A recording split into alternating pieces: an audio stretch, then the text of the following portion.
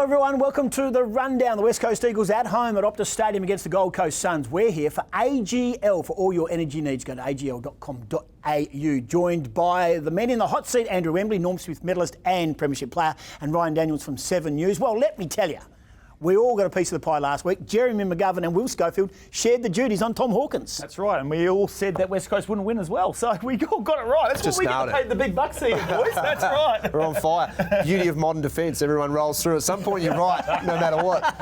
Well, let's talk about the loss and back-to-back losses, and they've been bad losses. Time to hit the panic button? No, not time to hit the panic button. They've lost a couple of games. History says that West Coast don't win in Geelong. I think the last time they won there was 2006. They've won once in 20 years, OK? So, for me, the solution is pretty simple. Go and find the footy. Now, you can't tell me that Yowie and Masto and Gaffey and Luke Shuey, Redden back into the team this week. They're good enough midfield group to be able to win that battle. Now, as a collective, they haven't been great, OK? So they need to just start to get their hands dirty, and it's all connected, all right? Ranked 18th in the competition for contested possessions, 18th for tackles, 18th for inside 50 entries. Now, they start to win some football on the inside, and they fix a couple of those areas because they can get the ball inside their forward line to be able to give their forwards an opportunity to be able to go and do some work. So if I was Adam Simpson, have a conversation with your midfielders. Boys, start to find some of that ball. So, Ryan, where does that come from? We're not talking panic then, but are you talking hunger? Look, it's not panic time.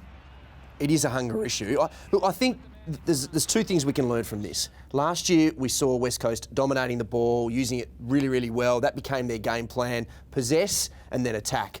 We didn't quite realise maybe how important the contested ball was in getting the ball in the first place. And that's where the hunger comes in. So what the West Coast Eagles need to do is find that hunger again, but also teams have figured them out. They need to pivot. What we're about to see is how hard it is to go back to back and why it doesn't happen that often. So can Adam Simpson and his staff and the senior players pivot just enough and do what they did well last year as well in a chance to be great again? Because you can't just repeat what you did the year before. Interesting enough, I think it's not panic stations, but the next 3 weeks will determine whether there is the panic button needs to be pushed, because they've got a pretty, and I use this term in modern footy, soft 3 weeks. 3 very winnable games. So if they're in this situation 6-3 in 3 weeks' time, we'll be saying, right, now they've set their season up and they've realigned themselves and, as you said, Ryan, got themselves back on track. But it'll be interesting to see. They don't want to drop any of these games. I'm going to try this one for you, Ryan. Complete this quote. In a bold move, senior coach Adam Simpson... Well, the question originally was needs to. I'm changing it to needed to. The team's come out and he hasn't done what I wanted him to do. I wanted him to drop a midfielder. I think their balance is off. We've been talking about balance for weeks, and I think we thought it was okay.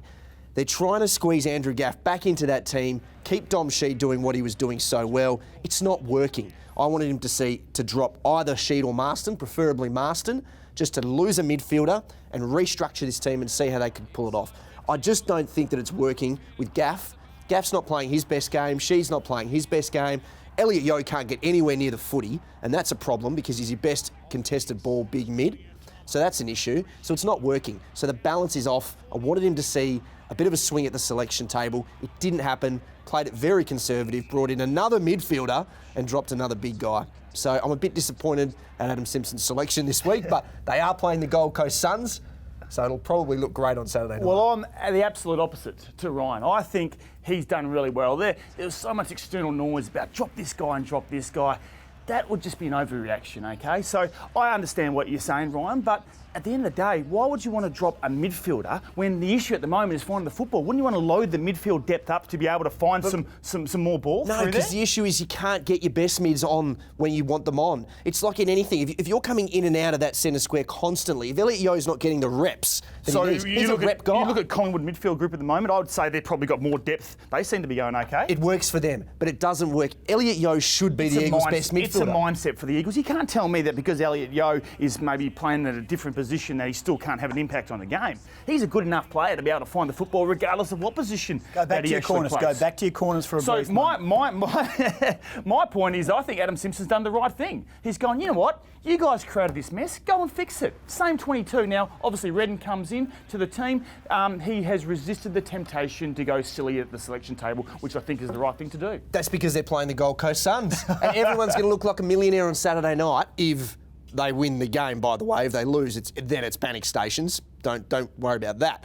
But this is the problem. You just go soft at selection, you go the exact same team basically, bring back another premiership player, and everything looks rosy by Sunday morning. Does it just cover over some of the bigger issues? Mate, he trusts these guys. These guys want him a grand final. You're not jumping off ship just yet. I'll back this 22. Back to your rooms, close the door and let me have my say. I've got actually two parts to this answer. I believe Adam Simpson needs to play the last 2 minutes of the grand final to his group before they run out on the ground. He also needs to do it at quarter time, half time and three-quarter time to see what it takes, because I think that's where the hunger, they've got to get that hunger back. Very much the same lineup, not dissimilar to the lineup of the grand final. And the other one is, I reckon they need to look at a guy in the mid-season draft, Mark Lacroix, because I was looking at some vision, and you know what? He's not going to be in great shape. He's up north fishing, he doesn't care.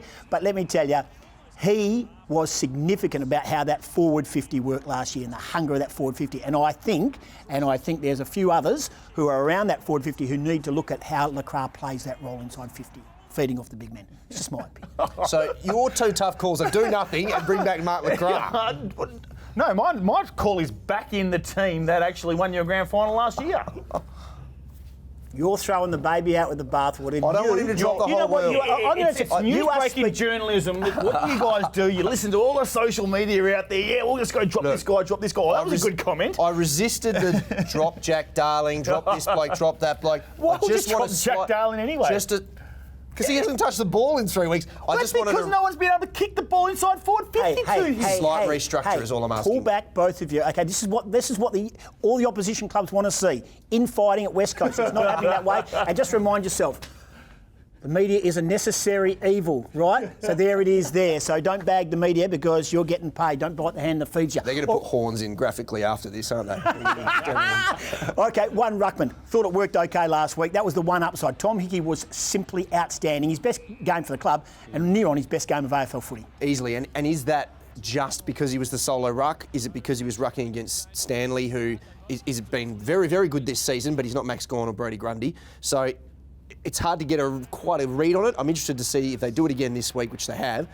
Can he have the same impact against Jared Witts, who is a big, strong, dominant ruck? Well, I think for the time being, it obviously worked against Geelong, the fact that Hickey was around the contest a lot more, and as you said, probably played his best ever game. So until Vardy actually finds some form, then I think they need to continue with the one ruckman. Now, to Vardy's credit, he went back to the waffle last week. He was outstanding. He was a difference between West Coast reserves and also Claremont in that last quarter. So great for his confidence to be able to go back, have an impact. He puts together a couple of really good performances in the reserves, and then suddenly I think he's up for selection. He's going to need to be good because he's playing on Brock Higgins in the waffle, who is a very, very good ruckman. Now, if the West Coast Eagles are to get one player back, who do they need back urgently? Is it Willie Rioli, Nick Naitanui, or our man, the club champion, Tom Barrass?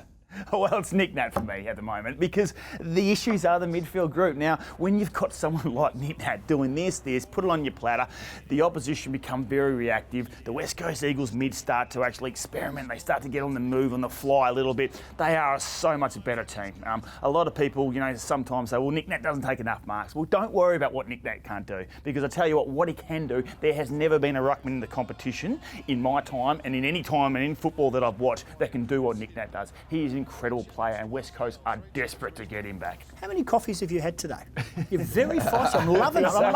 The energy is great. What about you, Rhino? What do you see? Willie Rioli, it amazed me how quickly he became one of the most important players in the team. And when you mention Lacroix, it's similar with Willie. What he brought to the team last year and he's not there, it's so glaring that they need Willie Rioli. Tom Barrass, crucial to what McGovern and Hearn do and a star in his own right. But you're right, it's Nick Naitanui, and it's because this midfield group desperately, more than any midfield group in the comp, needs first use. It's what they do best. It's when Luke Shuey's eyes just light up as soon as Nick comes into that centre square.